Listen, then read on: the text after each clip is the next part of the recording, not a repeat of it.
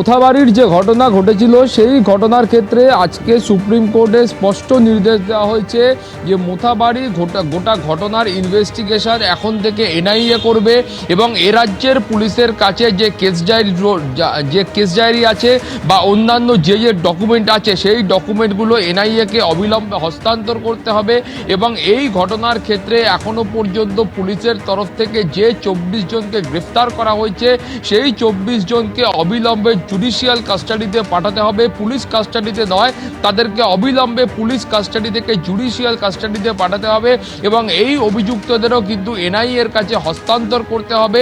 এর পাশাপাশি বলা হয়েছে এনআইএ এর পরবর্তী ক্ষেত্রে ইনভেস্টিগেশনের যে রিপোর্ট রয়েছে সেইটা কিন্তু এখন থেকে কলকাতায় যে বিশেষ এনআইএর কোর্ট রয়েছে সেখানে তারা জমা করবেন।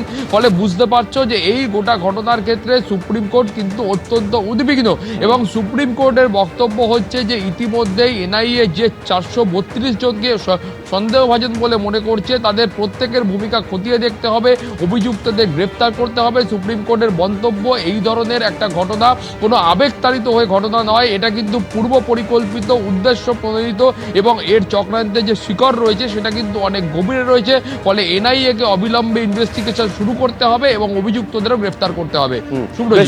সৌভিক এবং বিজেন্দ্র, তোমাদের দুজনকে ধন্যবাদ। আমি এইখানে শুরুতে উপাসনা চৌধুরীর কাছে আসবো, তার কারণ এর আগে 2 তারিখে যখন শুনানি হয়েছিল সর্বোচ্চ আদালত রীতিমতন ক্ষুব্ধ ছিল যেভাবে বিচারকদের উপর হামলার ঘটনা ঘটেছিল এবং এই মন্তব্য করেছিল যে রাজ্যের আইন শৃঙ্খলা ভেঙে পড়েছে।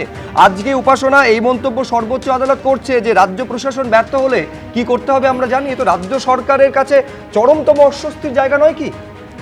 দেখুন, যখন এই বিষয় নিয়ে আমাকে আগেও বক্তব্য রাখতে হয়েছে একটা কথাই আমি বারবার বলেছি যে ইলেকশন কমিশন গোটা ক্ষেত্রে যে কতটা অদক্ষ সেটা কিন্তু বারবার প্রকাশ হচ্ছে। অর্থাৎ যেই জায়গায় এই ঘটনাটা ঘটেছে সেই মালদা অঞ্চলে ইলেকশন কমিশন যাকে দায়িত্বপূর্ণ মনে করেছে বা যাকে মনে করা হয়েছে যে সে সুদক্ষভাবে সেই জায়গাটা বজায় রাখতে পারবে, অর্থাৎ জয়ন্তকান্তের কথা আমি বলছি, উনি নিজের কাজটা কি আদৌ ঠিকমতোভাবে করতে পেরেছে, এটা একটা বড় প্রশ্ন। তার পাশাপাশি যাদেরকে ধরা হয়েছে তাদের মধ্যে সকলে কোন পার্টির সাথে যুক্ত, এআইএমআইএম নাকি আইএসএফ, সেই গোটা বিষয়টাই আমাদের সকলের চোখের সামনে উঠে এসছে। একটার পর একটা দৃশ্য যখন আমরা সেই ঘটনাকে কেন্দ্র করে দেখছি, যখন এই প্রশ্নটা আমরা করছি যে সেই সময়টা তো একদম 2 ঘন্টা 1 ঘন্টা বা 8 ঘন্টার সময় নয়, সেই সময়টা সকাল থেকে শুরু হয়েছিল। এখন আপনি কমিশনের উপর সম্পূর্ণ দায় ঠেলছেন, তার উত্তর এখানে নিঃসন্দেহে বিমল শঙ্কর নন্দ দেবেন, কিন্তু আমি বলছি এই বেলডাঙ্গার ঘটনা 30 ঘন্টা পর্যন্ত হাত গুটিয়ে বসেছিল পুলিশ এবং এসপির কি বক্তব্য ছিল, আমরা ধৈর্যের পরীক্ষা দিচ্ছি।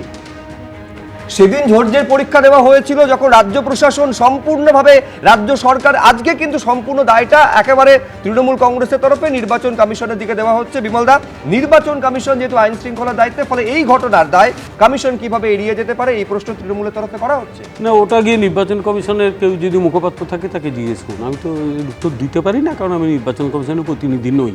আমি কতগুলো কথা বলছি, আমি যে কথাটা বলতে চাইছিলাম আপনি সেই কথাটাই এখানে বললেন যে বেলডাঙ্গা বলে একটা জায়গাতে একই রকম ঘটনা ঘটেছিল। একটা অত্যন্ত গুরুত্বপূর্ণ আর্টারিয়াল রোডকে কতক্ষণ আটকে ধরে সেখানে তাণ্ডব চলেছিল এবং সেখানে এই পশ্চিমবঙ্গের অত্যন্ত দক্ষ সরকারটা কী করেছিল। 1, 2, নির্বাচন কমিশন অবশ্যই সুপারভাইজারি পাওয়ার রয়েছে, কিন্তু জেনারেল অ্যাডমিনিস্ট্রেশনটা সরকারের হাতেই থাকে।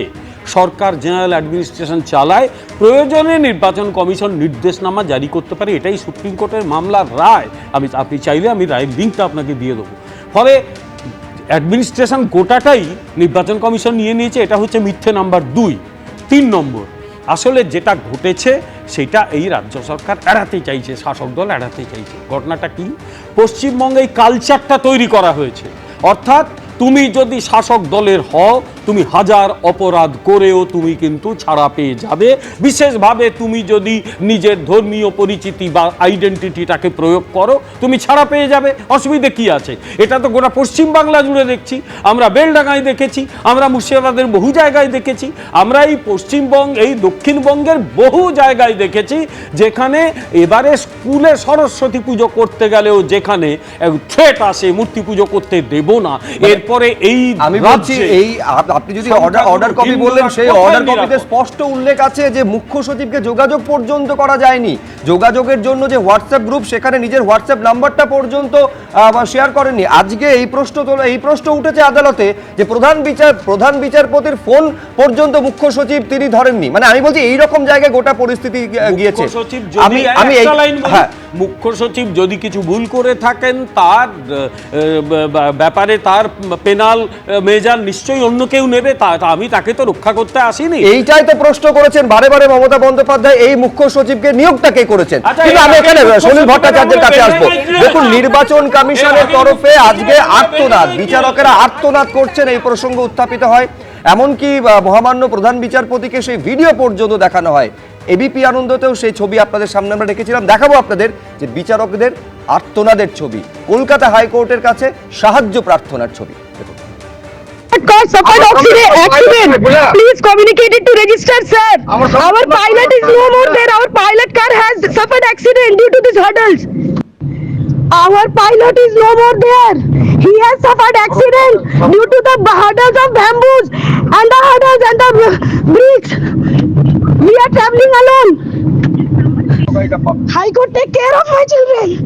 Take care of my children if something happens to me. We are attacked. We are attacked by bricks.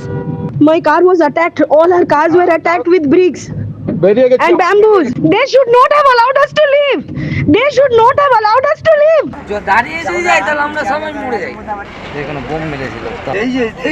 এই তো এখনো পর্যন্ত যা তদন্ত, এবং এনআইএ এরপর তদন্ত করবে, পুলিশ কাস্টাডিতে যাদের তাদের জুডিশিয়াল কাস্টাডিতে নেওয়া হবে। মূল এই ঘটনার পেছনে যারা পারপিট্রেটার, মূল মাথা, সেই পর্যন্ত এনআইএ যাবে এরপরে মনে হচ্ছে। সলিলদা, প্রথমে দেখো, আজকে সুপ্রিম কোর্টের রায়ের মধ্যে দু একটা জিনিস কিন্তু খুব ইম্পর্টেন্ট। দেখো, সুপ্রিম কোর্ট কিন্তু পরিষ্কার বলে দিয়েছে এটা একটা deep rooted conspiracy, well planned, deliberate, calculated একটা ক্রাইম হয়েছে, পরিষ্কার বলে দিচ্ছে। আর একটা কথা কি বলেছে, ইমিডিয়েটলি এনআইএ কে যেন কেস ডায়েরি হস্তান্তর করে। তোমার মনে আছে বেলডাঙ্গার কেসে কেস ডায়েরি পাওয়ার জন্য এনআইএ কে হাইকোর্টের শরণাপন্ন হতে হয়েছিল, দিনের পর দিন ইচ্ছে করে হেল্ড আপ করে রেখেছিল। আজকের যে ঘটনাটা, মোথাবাড়ির যে ঘটনাটা ঘটেছে, এবং যে 25 না 35 পাতার যে রিপোর্টটা দিয়েছে, তাতে পরিষ্কার বোঝা যাচ্ছে যে যেটা ঘটনা যেটা হয়েছিল, it was an organised and calculated crime. এবং সাথে সাথে এটাও তোমায় আমি বলে রাখছি, এখনো কিন্তু থামেনি। দেখো, আমাদের রাজ্য প্রশাসনের শীর্ষ নেতৃত্ব বলছেন আমার থেকে সব কেড়ে নিয়েছে, শেষ সময় ভিকটিম কার্ড খেলে যাচ্ছেন, আমার সে সব কিছু সেরে নিয়েছে। তারপরে যখন ওই মোফারকুলকে যাকে ধরলো, তখন উনি ক্রেডিট নিলেন, অভিনন্দন জানান, আমার সিআইডি ধরেছে। কি চলছে? এবিপি আনন্দ, এগিয়ে থাকে, এগিয়ে রাখে।